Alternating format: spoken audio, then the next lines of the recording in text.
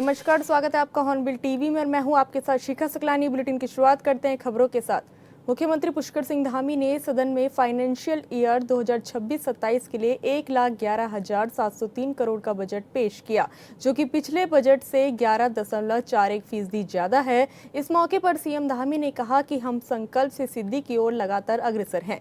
हमारा विकल्प रहित संकल्प है। हम जनादेश को मानते हुए सबके विकास के तहत काम कर रहे हैं। सीएम ने कहा कि समग्र विकास, आत्मनिर्भरता, नवाचार, कौशल विकास, पारदर्शिता और मार्गदर्शक सिद्धांत मानकर सुनियोजित दिशा में आगे बढ़ रहे हैं। ये बजट हमारी समाज के प्रति प्रतिबद्धता को दर्शाता है। आगे सीएम ने कहा कि प्रदेश की जनता से किए गए वादों को पूरा करते हुए 27 जनवरी 2025 को पहली बार यूसीसी लागू किया गया। पहली बार सख्त नकल विरोधी कानून लागू करने वाला उत्तराखंड पहला राज्य बना। पहली बार अल्पसंख्यक शिक्षक अधिनियम 2025 लागू किया गया।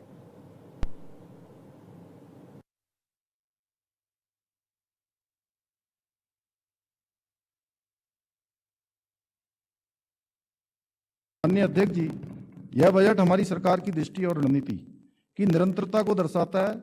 हमने पिछले बजट भाषणों में गरीब, युवा और योजनाओं को समुचित बजट प्रावधान किए, इस तथ्य का विशेष ध्यान रखा गया कि बजट संतुलित हो। आदरणीय अध्यक्ष जी, इस बजट का मुख्य उद्देश्य नई सोच और नवाचार के साथ लोक सहभागिता को प्रोत्साहित कर न्यायपूर्ण व्यवस्था स्थापित करते हुए गांव व शहर को उन्नत बनाकर और तीव्र विकास द्वारा आत्मनिर्भर उत्तराखंड की अवधारणा को चरितार्थ करते हुए आर्थिक शक्ति के रूप में स्थापित होना, समावेशी विकास सुनिश्चित करना। अध्यक्ष जी, इसी सोच के साथ इस बजट को आगामी अंशों में अंग्रेजी भाषा के 8 अल्फाबेट्स SANTULAN संतुलन यादी, समावेशी, आत्मनिर्भर, नई सोच, तीव्र विकास, उन्नत गांव एवं शहर, लोक सहभागिता, आर्थिक शक्ति और न्यायपूर्ण व्यवस्था से समझाने का विनम्र प्रयास किया है। समावेशी विकास हमारा अडिग संकल्प है। ऐसा विकास जिसमें सबके लिए अवसर और सम्मान हो। इसी क्रम में संतुलन के आयुष्मान भारत और अटल आयुष्मान उत्तराखंड योजना के तहत निःशुल्क कैशलेस इलाज की सुविधा दी जा रही है, जिससे कोई गरीब सिर्फ पैसे के अभाव में इलाज से वंचित न रहे। जब कोई व्यक्ति यह कहता है कि इलाज तो लाखों का था लेकिन योजना की वजह से परिवार बच गया, तब हमें अपने निर्णयों की वास्तविक सफलता दिखाई देती है। इस बजट में अटल आयुष्मान उत्तराखंड योजना हेतु रुपये 600 करोड़ रुपए का बजट प्रावधान किया गया है। अध्यक्ष जी, इसी क्रम में सम्मानित सदन के सामने समावेशी विकास के घोतक गरीब कल्याण को समर्पित कुछ बजट प्रावधानों का उल्लेख किया जा रहा है। राज्य खाद्यान्न योजना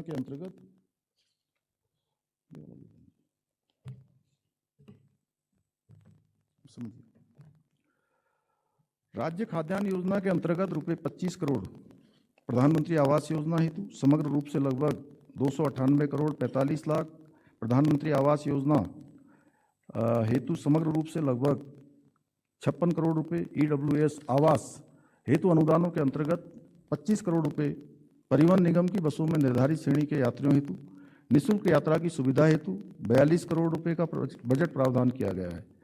महिला समानता को प्रोत्साहित करने एवं जेंडर संवेदनशील प्लानिंग के लिए जेंडर बजटिंग महत्वपूर्ण है। वित्तीय वर्ष 2025-26 में जेंडर बजट में रुपये 16,961 करोड़ 32 लाख का प्रावधान किया गया था। इस वर्ष जेंडर बजटिंग में 19,692 करोड़ 2 लाख का बजट प्रावधान किया जा रहा है। सक्षम आंगनबाड़ी एंड पोषण 2.0 योजना के अंतर्गत 6 माह से 2 वर्ष के लगभग 7,33,000 लाभार्थियों को अनुपूरक पोषाहार आंगनबाड़ी केंद्रों के माध्यम से उपलब्ध कराया जा रहा है। वित्तीय वर्ष 2026-27 में इस योजना हेतु समग्र रूप से लगभग रुपये 598 करोड़ 33 लाख का बजट प्रावधान किया जा रहा है। महिलाओं एवं बच्चों के पोषण में स्तर में अधिक सुधार करने तथा पोषण संबंधी जागरूकता जन जन तक पहुंचाने हेतु प्रधानमंत्री पोषण मिशन हेतु समग्र रूप से लगभग रुपये 49,45,00,000 का बजट प्रावधान किया जा रहा है। राज्य में प्रसूता के लिए ईजा बोई सगुन योजना हेतु समग्र रूप से लगभग ₹14,13,00,000 का बजट प्रावधान किया जा रहा है। मुख्यमंत्री महालक्ष्मी किट योजना हेतु ₹30 करोड़, मुख्यमंत्री बाल पोषण योजना हेतु ₹25 करोड़, मुख्यमंत्री आंचल अमृत योजना हेतु 15 करोड़, मुख्यमंत्री वात्सल्य योजना हेतु 15 करोड़, मुख्यमंत्री महिला पोषण योजना हेतु लगभग 13,44,00,000, मुख्यमंत्री बाल एवं महिला बहुमुखी विकास निधि हेतु ₹8 करोड़ और निराश्रित विधवाओं की पुत्रों के विवाह हेतु अनुदान के लिए ₹5 करोड़ का बजट प्रावधान किया गया है। अध्यक्ष जी, समावेशी विकास के दृष्टिकोण से चिकित्सा एवं स्वास्थ्य पर किया गया निवेश भी महत्वपूर्ण है। इस दृष्टि से चिकित्सा एवं स्वास्थ्य अवसंरचना का विकास किया जा रहा है। इस क्रम में बागेश्वर में जिला चिकित्सालय, देहरादून में उप चिकित्सालय, डोईवाला उप चिकित्सालय, प्रेमनगर सामुदायिक स्वास्थ्य केंद्र बालावाला, उत्तरकाशी में उप जिला चिकित्सालय भटवाड़ी, हरिद्वार में उप जिला चिकित्सालय भगवानपुर, अल्मोड़ा में उप जिला चिकित्सालय चौखुटिया, पौड़ी गढ़वाल में सामुदायिक स्वास्थ्य केंद्र दुगड्डा, टेहड़ी गढ़वाल में सामुदायिक स्वास्थ्य केंद्र पिलखी तथा नैनीताल में मल्टी स्पेशलिटी सुपर स्पेशलिटी अस्पताल भवाली सहित अनेक योजनाओं पर कार्रवाई गतिमान है। आगामी वित्तीय वर्ष हेतु चिकित्सा स्वास्थ्य एवं परिवार कल्याण ग्रांट के अंतर्गत समग्र रूप से राजस्व मद में लगभग ₹4,252 करोड़ 50 लाख तथा पूंजीगत मद में लगभग ₹195 करोड़ 46 लाख का बजट प्रावधान किया गया है। अध्यक्ष जी, समावेशी विकास को सुनिश्चित करने के लिए अनुसूचित जातियों के कल्याण ग्रांट के अंतर्गत लगभग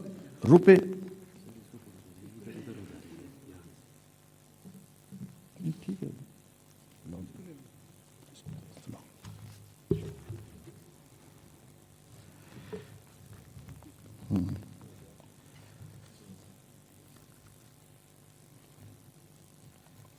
अध्यक्ष जी, समावेशी विकास को सुनिश्चित करने के लिए अनुसूचित जातियों के कल्याण ग्रांट के अंतर्गत लगभग ₹2,468 करोड़ 89 लाख का बजट का प्रावधान किया जा रहा है।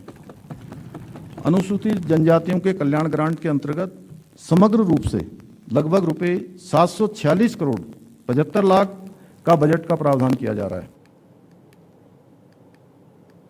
उत्तराखंड विधानसभा सत्र के पहले दिन राज्यपाल गुरमीत सिंह ने अभिभाषण के बाद भराड़ीसैंण विधानसभा का निरीक्षण भी किया। इस दौरान उनके साथ सीएम धामी और विधानसभा अध्यक्ष रितु खंडूरी मौजूद रही। राज्यपाल ने सत्र की सभी व्यवस्थाओं का बारीकी से जायजा लिया। विधानसभा गैरसैंण में ग्रीष्मकालीन राजधानी में सत्र की शुरुआत हो गई थी और ऐसे में आज सदन की कार्रवाई भी चली, जिसके बाद अभिभाषण भी राज्यपाल ने दिया है और राज्यपाल गुरमीत सिंह आज ये इसका निरीक्षण भी करने के लिए पहुंचे हुए हैं और पूरी तरह से विधानसभा का जो निरीक्षण है वो करते हुए नजर आ रहे हैं। और राज्यपाल गुरमीत सिंह के साथ मुख्यमंत्री पुष्कर सिंह धामी मौजूद है और साथ ही विधानसभा अध्यक्ष रितु खंडूरी मौजूद है और तमाम जो विधायक है या फिर मंत्री हैं वो भी यहाँ पर मौजूद हैं।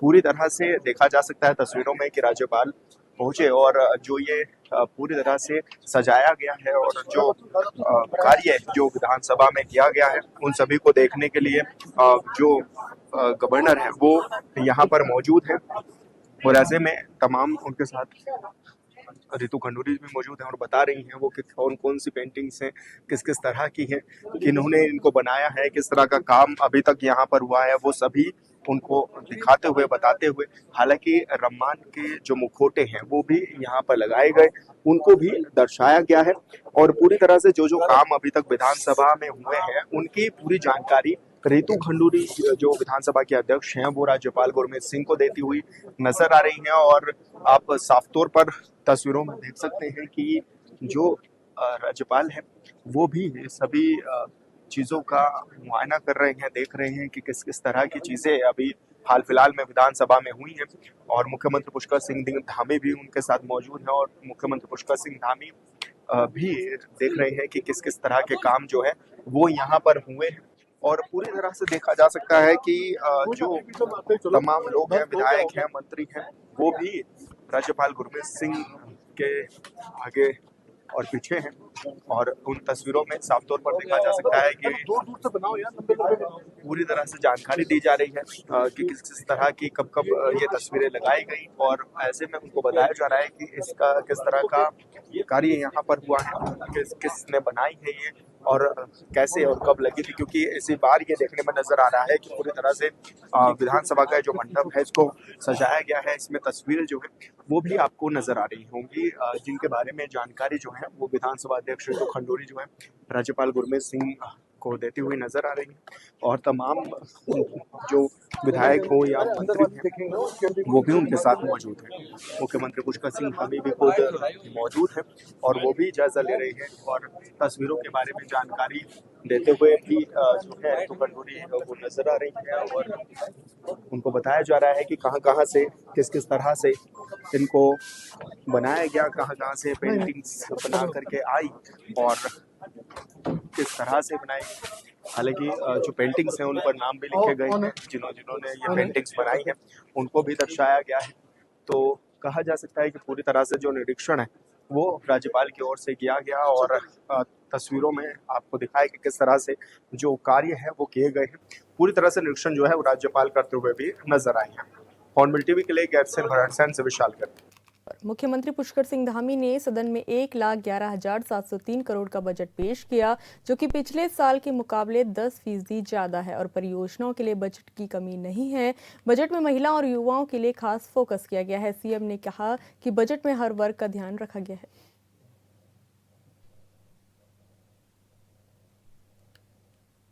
उत्तराखंड की ग्रीष्मकालीन राजधानी गैरसैन में आज धामी सरकार ने अपना बजट पेश कर दिया है, यानी कि 1,11,703 करोड़ का ये बजट उत्तराखंड के विधानसभा सदन में पेश किया गया है। और ऐसे में मुख्यमंत्री पुष्कर सिंह धामी खुद पहुंचे हुए थे और मुख्यमंत्री धामी ने ही ये बजट भी पेश किया है, यानी कि इसको समावेशी बजट बताया जा रहा है। हर सेक्टर में इस बजट का प्रावधान किया गया है, महिलाओं के लिए, किसानों के लिए और मुख्यमंत्री की कई अन्य जो योजनाएं चल रही हैं, जो संचालित हो रही हैं, उसमें किस मद में कितना पैसा जाएगा वो सब पूरा डाटा बनाया गया है। और अभी जो बजट पेश हुआ पहले दिन की कार्रवाई में वो ये बताया जा रहा है कि पहले अभिभाषण भी जिस तरह से रहा उसके बाद बजट भी पेश कर दिया गया है, यानी कि 1,11,703 करोड़ का ये बजट रहा है, जो कि काफी खास भी माना जा रहा है। हालांकि विपक्ष भी लगातार सदन में जो है वो अपनी मौजूदगी दर्ज करा रहा है, विपक्ष लगातार वो हल्ला भी कर रहा है और ऐसे में सदन की कार्रवाई लगातार जारी भी है। सुबह सदन की कार्रवाई की शुरुआत हुई थी, इस दौरान पहले राज्यपाल का अभिभाषण हुआ, इसके बाद मुख्यमंत्री पुष्कर सिंह धामी ने बजट भी राज्य का जो है वो पेश कर दिया है, यानी कि 1,11,703 करोड़ रुपए का जो बजट है ये उत्तराखंड के विकास में और चार चांद लगाने का काम करेगा। हॉर्नबिल टीवी के लिए गैरसैन से विशाल गर्ग। बढ़ती महंगाई और रसोई गैस के दामों में हालिया बढ़ोतरी को लेकर देहरादून में महिला कांग्रेस ने जोरदार प्रदर्शन किया। महिला कांग्रेस कार्यकर्ताओं ने सड़क पर उतरकर बीच सड़क पर चूल्हा जलाया और रोटी सब्जी बनाकर केंद्र और राज्य सरकार के खिलाफ विरोध जताया। महिला कांग्रेस की प्रदेश अध्यक्ष ज्योति रौतेला के नेतृत्व में हुए इस प्रदर्शन में कार्यकर्ताओं ने कहा कि लगातार बढ़ रही महंगाई से आम लोगों, खासकर महिलाओं का घरेलू बजट पूरी तरह बिगड़ चुका है। पिछले 12 साल से केंद्र में और 9 साल से प्रदेश में बीजेपी की सरकार है, लेकिन इसके बावजूद महंगाई पर कोई नियंत्रण नहीं है। उन्होंने कहा कि हाल ही में घरेलू गैस सिलेंडर के दाम में 65 रुपए और कॉमर्शियल सिलेंडर में करीब 150 रुपए की बढ़ोतरी की गई, जिससे आम जनता पर अतिरिक्त आर्थिक बोझ पड़ा है। वहीं बीजेपी कांग्रेस के इस प्रदर्शन पर तंज कस रही है। बीजेपी प्रवक्ता हनी पाठक ने कहा कि कांग्रेस को अपने कार्यकाल में उनके नेताओं की ओर से दिए गए बयानों को सुनना चाहिए, फिर महंगाई पर बात करनी चाहिए। बीजेपी सरकार में गरीबों को मुफ्त सिलेंडर और राशन मिल रहा है।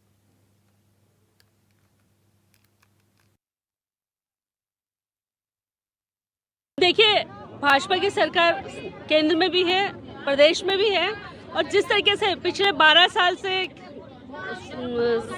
जो रसोई के जो खाद्य पदार्थ का दाम बढ़ता जा रहा है, एलपीजी का जो सिलेंडर है वो उसके दाम बढ़ते जा रहे हैं, उसके खिलाफ ही प्रदर्शन है। बहुत बड़ी बातें करके भाजपा की सरकार आई, बहुत हुई महंगाई की बार। अब की बार उनकी सरकार, उन्होंने 2014 में नारा दिया था, लेकिन 2014 से लेके और 2026 हो गया, उनकी सरकार केंद्र में है, 9 साल से प्रदेश में है, लेकिन महिलाएं आज उनकी सरकार के खामियाजा भुगत रही हैं। हमारे किचन पे इन्होंने वार किया है, हम लोगों को सिलेंडर को श्रद्धांजलि देते हुए चूल्हे पे खाना बनाने के लिए मजबूर होना पड़ रहा है, क्योंकि सरकार ने इतनी महंगाई बढ़ाई है कि आम आदमी उसको अफोर्ड नहीं करता। आम आदमी की जो कैपेसिटी है उससे बाहर महंगाई चली गई है, और जितना रेशो इन्होंने महंगाई का बढ़ाया उतना रेशो इन्होंने जो इनकम है उसका नहीं बढ़ाया। उसके खिलाफ आज ये धरना प्रदर्शन है। आज इस प्रदेश की महिलाएं, इस देश की महिलाएं चूल्हे पे खाना बनाने को तैयार है, और केंद्र सरकार और राज्य सरकार से हमारी मांग है कि जो एलपीजी के दाम बढ़ाए गए उसको कम किया जाए। देखिए, ऐसा आईना तोड़ने से शक्ल और विद्वानों की उपेक्षा करने से अक्ल कभी नहीं बदलती है, जो कि कांग्रेस की कभी भी अक्ल नहीं बदलेगी। इनको अपना पुराना इतिहास देखना चाहिए, जिसमें गांधी परिवार के ही एक महान बुद्धिमान व्यक्ति ने ये कहा था कि हम केंद्र से 1 रुपया भेजते हैं और नीचे आते आते राज्य में 10 पैसा या 15 पैसा पहुंचता है। और महंगाई को लेकर शरद पवार को भी अपना बयान याद होना चाहिए कि जब उस समय उस जमाने में महंगाई की इतनी बढ़त थी तो शरद पवार जी का ये शब्द था कि क्या हम अपने घर से तुम लोगों का खर्चा उठा लें। इस तरीके के शब्दों वाली पार्टी आज हमें ये बात कह रही है, क्या हमने लंबी लंबी लाइनें कतारों की नहीं देखी है सिलेंडर की उसके लिए? आज घर घर सिलेंडर दिया जा रहा है। और दूसरी चीज़ ये है कि मुख्यमंत्री जी और प्रधानमंत्री जी द्वारा मुफ्त में गैस सिलेंडर तक गरीबों को बांटा जा रहा है। तो ये सब चीज़ों को ज़रा देखना चाहिए। मुफ्त राशन दिया जा रहा है। मुख्यमंत्री जी की तरफ से जिस प्रकार से सभी आजीविकाओं का साधन प्रोवाइड किया जा रहा है उत्तराखंड में, उस पर भी उनको ध्यान देना चाहिए। ये सभी चीज़ों का जरा तालमेल बिठाकर बातें करें तो अच्छा लगता है। इस तरीके की हरकतें करते हुए ये शोभा नहीं देते। देवभूमि उत्तराखंड सफाई कर्मचारी संघ के बैनर तले अल्मोड़ा में नगर निगम के सफाई कर्मचारियों ने नगर निगम परिसर में प्रदर्शन किया। कर्मचारियों ने जोहरी बाजार में स्थानीय निवासी मनोज बिष्ट के साथ हुए विवाद पर कार्रवाई की मांग उठाई।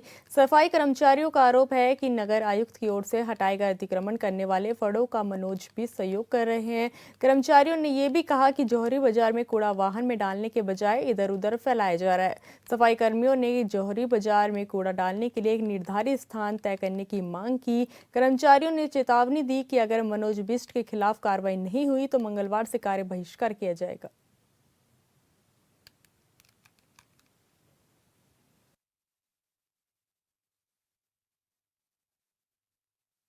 देखिए, विगत दिनों नगर आयुक्त महोदय द्वारा बाजार का भ्रमण किया गया, जिसमें उनके द्वारा कुछ फलों को हटाया गया है व्यवस्थित ढंग से तरीके से लगाने के लिए। उसी से आक्रोशित हो गए, क्योंकि मनोज बिष्ट जौहरी बाजार निवासी, इनके द्वारा कुछ अव्यवस्थित फल वाले जो बैठे उनको सहयोग किया जा रहा है। उनकी वजह से इन्होंने ये सफाई को मुद्दा बनाया। जौहरी बाजार में कहना चाहूँगा, जौहरी बाजार में जहाँ पर ये रहते हैं वहाँ इन्हीं के सामने और इन्हीं के किराएदारों द्वारा रात्रि में कूड़ा फैलाया जाता है, जबकि हमारा वाहन 2 बार वहां जा रहा है और इनके द्वारा वाहन में न डालते हुए कूड़ा फैलाया जाता है। लगातार उक्त व्यक्ति के खिलाफ कार्रवाई नहीं हो जाती, क्योंकि पूर्व में कई जगह इन्होंने शौचालय वगैरह दमंगाई के चलते तोड़ा है। उसकी सूचना भी नगर निगम द्वारा पहले की जा चुकी है, किंतु दमंगाई के तौर पर जो ये कुख्यात कार्य करते हैं उसके खिलाफ निगम ने अगर कार्रवाई नहीं की तो हम कल से अपना कार्य बहिष्कार करेंगे। लोहाघाट के बजरंगबली वार्ड के डिग्री कॉलेज सड़क में विद्युत लाइन में अचानक हाई वोल्टेज आने से लोगों के विद्युत उपकरण फूंक गए, जिससे उन्हें भारी नुकसान हो गया। मामले में गहरी नाराजगी जताते हुए लोगों ने इसे बिजली विभाग की लापरवाही बताया और उनके नुकसान का मुआवजा देने के साथ समस्या के समाधान करने की मांग की।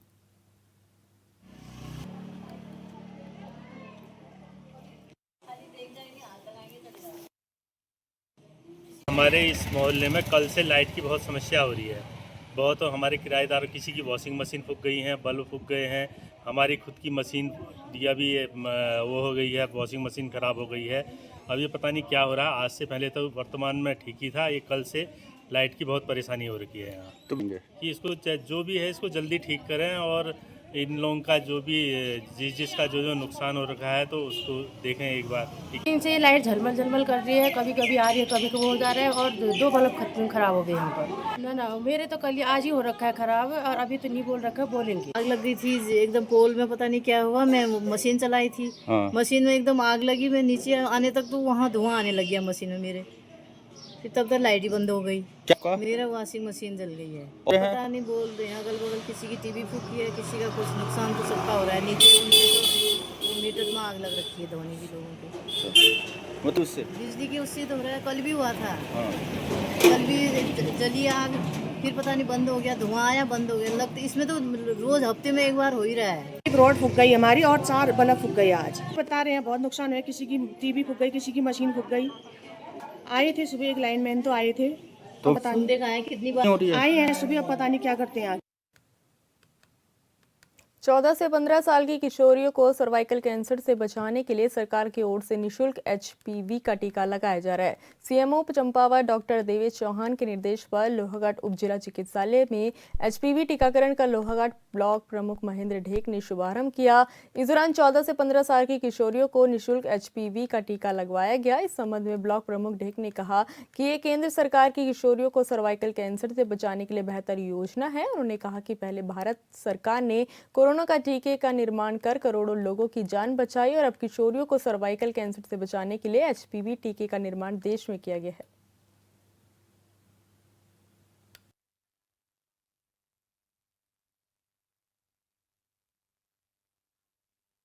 भारत सरकार द्वारा और भारत के वैज्ञानिकों द्वारा पहले भी कई टीके यहाँ पर पूरे देश में और विदेशों के लिए भी बनाए गए हैं, जिसमें इससे पूरे कोरोना का भी वैक्सीन इंडिया में बनाया गया है, जिसके कारण हमारे देश के बहुत से लोगों की जान बची हुई है। और आज एक हमारे लिए गर्व की बात है कि भारत सरकार द्वारा, भारत के वैज्ञानिकों द्वारा, डॉक्टरों द्वारा आज एक सर्विकल कैंसर से बचने के लिए जो 15 साल से 16 साल 3 महीने तक के बच्चों के लिए बनाया गया है। ये आने वाले समय में जो भी महिलाओं को रोग होते हैं, जो भी जिस कारण उनको कैंसर होता है या दूसरी चीज़ भी, महिलाओं को बहुत सारी जीवन में संघर्ष करना पड़ता है, चाहे कोई भी समस्या हो, शारीरिक रूप में पुरुषों से ज़्यादा महिलाओं को समस्याएं होती हैं। उससे बचने के लिए जो भी यहाँ पे सर्विकल कैंसर को बचाने के लिए आज वैक्सीन का उद्घाटन पूरे देश में एक ही दिन किया गया है। इसके लिए मैं सभी को बहुत बहुत धन्यवाद कहना चाहूँगा, भारत सरकार को भी धन्यवाद कहना चाहूँगा। आज HPV जो वैक्सीनेशन है उसका हमने विकासखंड लोहाघाट में शुभारम्भ कर दिया है। माननीय ब्लॉक प्रमुख साहब ने जो है इसका आज उद्घाटन कर दिया है औपचारिक रूप से। एक समाज के लिए हम ये बताना चाहते हैं कि अब ये 3 महीने कैंपेन मोड में चलेगा, यानी हीट सेंसिटिव है दवा, तो HDH लोहाघाटी में आप लोगों को 14 साल से 15 साल के जितने भी बच्चे हैं उनको यहाँ लाना है। उसके बाद 3 महीने बाद ये रूटीन इम्यूनाइजेशन में शिफ्ट हो जाएगा। जैसे ANMO के पास सारी दवाइयाँ वैक्सीनेशन हो जाती हैं, ऐसे ये 3 महीने बाद सारे क्षेत्रों में उपलब्ध हो जाएगा। लेकिन अभी पब्लिक से, क्षेत्र से ये गुजारिश है अपनी आशाओं से, ANMO से, कि ज़्यादा से ज़्यादा अपने 14 से 15 साल के जो टारगेट बच्चे हैं, लड़कियां हैं, उनको HDH में लाएं और निःशुल्क वैक्सीनेशन कराएं। कॉस्ट इफेक्टिव वैक्सीनेशन है, ताकि 6000 रुपये की एक डोज है प्राइवेट में, अगर हम इसको लगाते हैं तो यहाँ सरकार निःशुल्क लगा रही है। तो ज़्यादा से ज़्यादा बच्चों को, अपने 14 साल से 15 साल तक के बच्चों को लाएँ और निःशुल्क HPV वैक्सीनेशन का योजना का लाभ लें। बड़ी खुशी की बात है कि जैसा कि महिलाओं में सर्वाइकल कैंसर, जो कि प्रमुख कैंसरों में से एक है, लेकिन इसका पता चलता है बाद में, तो क्यों ना इसका प्रिवेंशन हम शुरू से ही करने लगे। प्राइवेट में तो ये टीके बहुत ही महंगे आते हैं, यहाँ तक कि मैंने खुद भी अपनी बेटी को लगवाए हैं, तो 12,000 रुपये का एक डोज, जिसमें 2 डोजें लगवाई हैं। तो सरकार की एक बहुत ही अच्छी पहल मानी जाएगी कि इतने महंगे टीके के लिए एक योजना चला करके हमारी 14 साल की अभी सारी बच्चियों को लगाया जा रहा है। कि जैसा कि हम पहले भी विदित है कि पोलियो से बहुत ही बड़ी समस्या थी, लेकिन हमने केवल टीके के दम पे ही अभियान चला करके आज भारत से पोलियो को ख़त्म कर दिया है। वैसे एक दिन इस बृहद अभियान चला करके हमने महिलाओं से यूट्रस और सर्वाइकल कैंसर को भी ख़त्म कर देंगे। इसमें सभी लोगों से हमारा ये कहना रहेगा कि किसी भी भ्रम में ना आए। अगर किसी को कोई परेशानी होती है या तो कोई भी कन्फ्यूजन है, तो हमारे स्वास्थ्य कर्मियों से, आशा बहन लोगों से, ANM बहन जी से संपर्क करें, सही जानकारी लें और अपनी बच्चियों को टीकाकरण के लिए प्रोत्साहित करें। इससे साइड इफ़ेक्ट लगभग अभी न के बराबर हैं और सोशल मीडिया पे तमाम भ्रामक खबरें आती रहती हैं, जिस पे ध्यान न देते हुए आप अपने बच्चियों को एक सुरक्षित भविष्य देने के लिए फिलहाल इस बुलेटिन में इतना ही। आप देखते रहिए हॉर्नबिल TV। नमस्कार।